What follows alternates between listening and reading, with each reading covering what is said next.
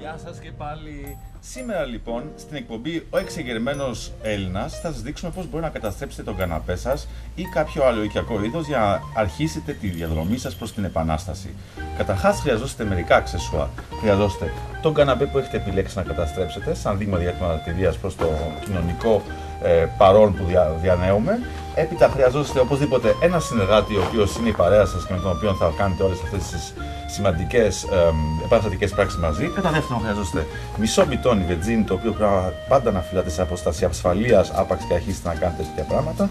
Ένα τσεκούρι ή ένα αιχμηρό αντικείμενο για να αρχίσετε λίγο να καταστρέφετε το αντικείμενο να ποτίσει καλύτερα με την έφλεκτη ύλη με την οποία θα το ποτίσετε. Και είπαμε έναν Ευρωπαίο άλλον για να είναι πανευρωπαϊκή αυτή η πράξη και να έχει και ένα αντίκτυπο σε ευρωπαϊκό επίπεδο για να γίνουμε η Ευρώπη των λαών. Καταρχάς λοιπόν, ο Αλάν, ο φίλος μας, θα αρχίσει καταστρέφοντας την πολυθρόνα έτσι ώστε μόνο να την ποτίσουμε μετά με την βενζίνη. Μπορώ να κάνω.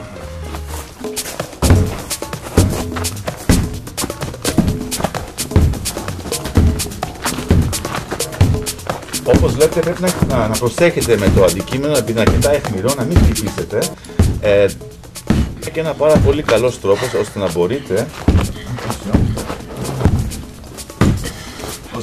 να βγάλετε το θυμό που έχετε μέσα σας χωρίς να καταστρέψετε ξένη περιουσία.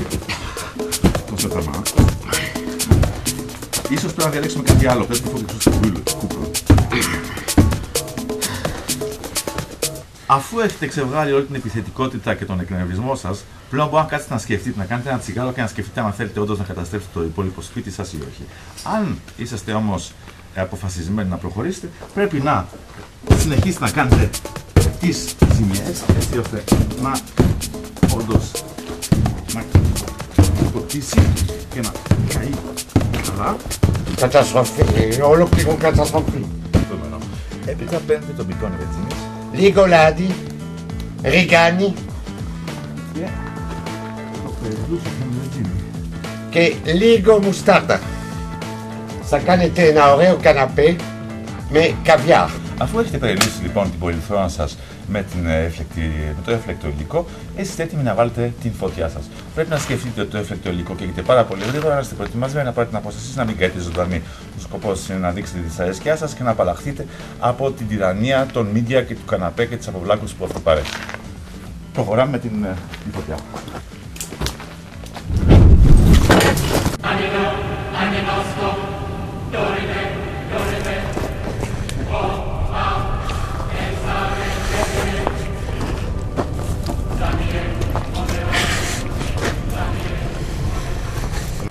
Ωραία, δεν καίγεται. Είσαι πρώτος, από εκεί και περάσα πάμε.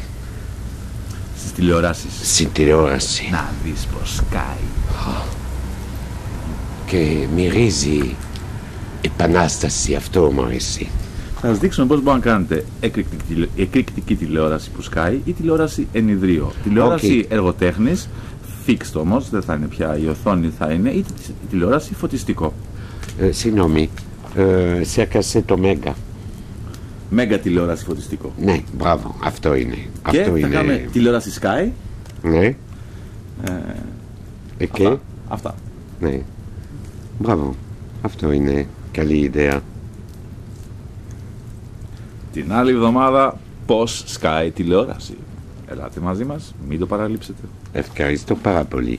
Γεια σας.